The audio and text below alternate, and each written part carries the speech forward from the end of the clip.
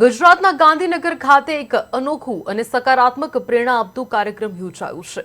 મહત્વનું છે કે કડી સર્વે વિદ્યાલય દ્વારા યુવા ગીતા ચિંતન બેઠકનું આયોજન કરવામાં આવ્યું છે, જેનો મુખ્ય ઉદ્દેશ્ય આજના યુવાનોને માત્ર શૈક્ષણિક જ્ઞાન નહીં પરંતુ જીવન મૂલ્યો અને આધ્યાત્મિક માર્ગદર્શક આપવાનું છે।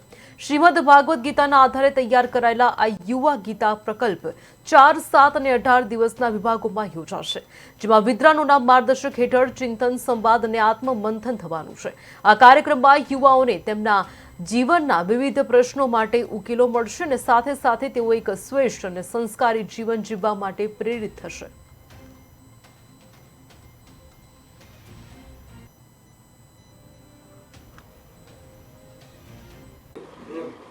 સાહેબ, આજે વિશેષ કાર્યક્રમ ખાસ ગીતાનો આપણે રાખ્યો છે, ઉદ્દેશ્ય શું છે અને એનાથી આજની 21મી સદીમાં યુવાનોને શું ફાયદો? માનસિક તણાવ અને એક પ્રકારની પરિસ્થિતિમાં યુવાનો મોટી મોટી ચિંતા હોય છે, ગીતા કેટલી અને ઉદ્દેશ્ય શું મૂળ આ કાર્યક્રમ રાખવાનો આવ્યો?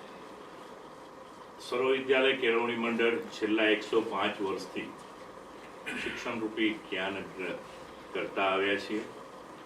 સંસ્થાની અંદર 52,000 વિદ્યાર્થીઓથી પણ વધારે વિદ્યાર્થીઓ અભ્યાસ કરી રહ્યા છે। સંસ્થા એવું ચોક્કસ માને છે કે માત્ર ક્લાસરૂમનું શિક્ષણ એ જ શ્રેષ્ઠ શિક્ષણ હોવું એ જરૂરી નથી।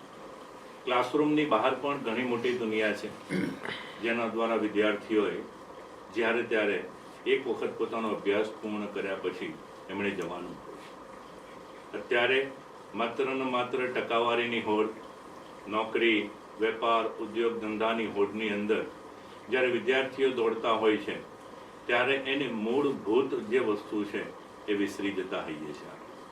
વિદ્યાર્થીને એક સારા નાગરિક બનાવવા, રાષ્ટ્ર પ્રેમથી પોતે આગળ વધી શકે, પોતાની કુટુંબ ભાવના અને જે ક્ષેત્રમાં જાય ત્યાં આગળ કર્મશીલ બની પોતે કામગીરી કરે, એના માટેના સંસ્થાના પ્રયત્નો એટલે કે યુવા ગીતાની શરૂઆત કરેલી છે। અમે સંસ્થા હંમેશા એ વસ્તુ સાથે સંમત છે કે દુનિયાના તમામ ધર્મગ્રંથોની અંદર જે કંઈ પણ જ્ઞાન આપવામાં આવેલું છે એ એક શ્રેષ્ઠ મનુષ્ય તૈયાર કરવા માટેનું છે, અને એવા તમામ ગ્રંથોનો સાર એટલે માં યુવા ગીતા। ગીતાજીના સારની અંદર કુરાનનો, બાઇબલનો અથવા તો તમામ ગ્રંથોનો પણ સાર આવેલો છે।